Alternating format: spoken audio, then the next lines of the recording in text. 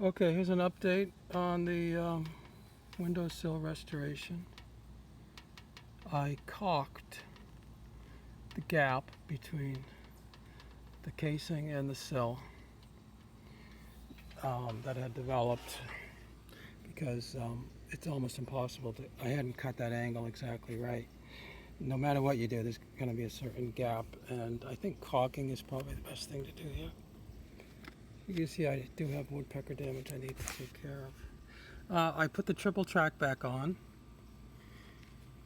The triple track, I did have to re-drill holes on the side because I rebuilt that side frame of the window. I did not rebuild the top.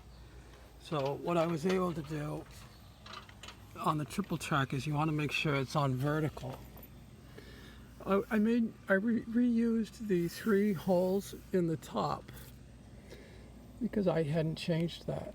And then I took the windows out of the triple track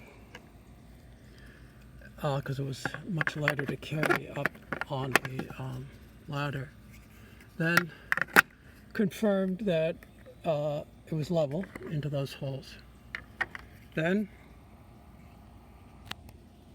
I was able to check it for level on the side and then start putting the screw holes in on the sides. That's all without the triple track, without the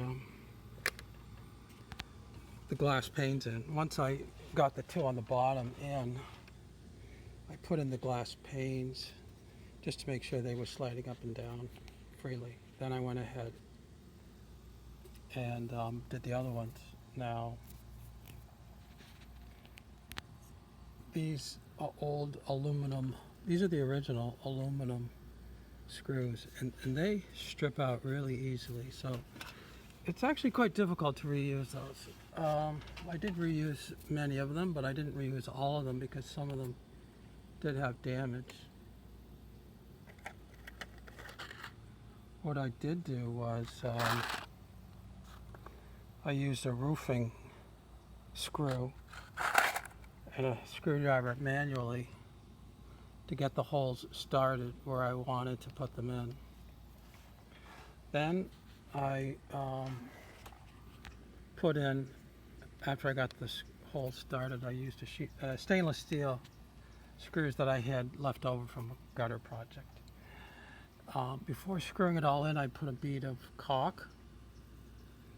I noticed online there's a lot of talk about butyl caulks or elastomeric caulking and what have you, but I just used my exterior window flashing caulk. I guess it was Alex Ultra 230 or something like that, but it's just what I had. You can see some squeeze out. It seemed, I didn't apply it to the back of the window frame because I had to carry it up the ladder. I would have got it all over everything. I applied it on the section of the window frame where it was going to go. And then after I put it in place, I tightened up, I made all the screw holes. I tightened up the screw holes. Then after I had the screws completely in place, for those original screws that I look like I would be able to reuse because the head on them was not stripped out, I took out my stainless steel screw and then I just inserted the aluminum screw. That's just how I was able to use those up instead of throwing them out. I still have to throw out a handful of them. I did use the stainless steel ones. I used, I guess, 4 of them here. So now, after you get this on, you can, it's caulked all the way around except for the bottom. The bottom has this adjustable piece. This piece slides up and down, okay? You can push it all the way down against the sill. It's still not going to be, it's still going to flex. It'll move, okay? And the idea is that water can still drain out from that location. After you've got it all the way down, you can adjust it by prying it up a little bit as needed to create the gap that you're happy with, Okay, I'm not sure exactly what the optimum amount of gap is. I'm not really happy with pushing it all the way down just because I'm afraid the water is going to collect inside, so I like to have a little bit of a gap. I'll show it to you from the inside. Okay, here's the interior of the windowsill after the completion of the project. You can see a little bit of squeeze out between the triple track and the frame of the caulk. You can see a little bit of a gap at the bottom with that rail.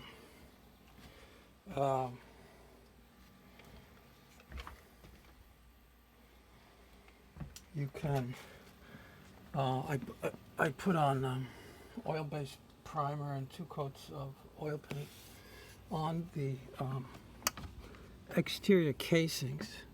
The primer did have stain block, as you might have noticed. This is cedar, it had a lot of knots on it, but it seems to be fine. The primer did have stain block in it, so you can see the reconstruction is not perfect here because there's a little bit of a gap there on the contour in the corner. Okay, but the main thing is that the water should drain out and that it should be sound. And I did use oil-based paint for the top coat, and I'm not sure if that's actually the best because that might be more prone to cracking. It's hard. It's very hard, but it might crack. The key here, I think, is to just monitor this now yearly to make sure that the paint hasn't failed. Doesn't need to be repainted, that there's not water getting in onto the windowsill. I guess it's very common, you know, not to pay attention to this for a number of years, and then you have that rot taking place. So anyway, this will be the last installment. There still needs to be work on the window, but not on the windowsill. Okay, restoration is complete.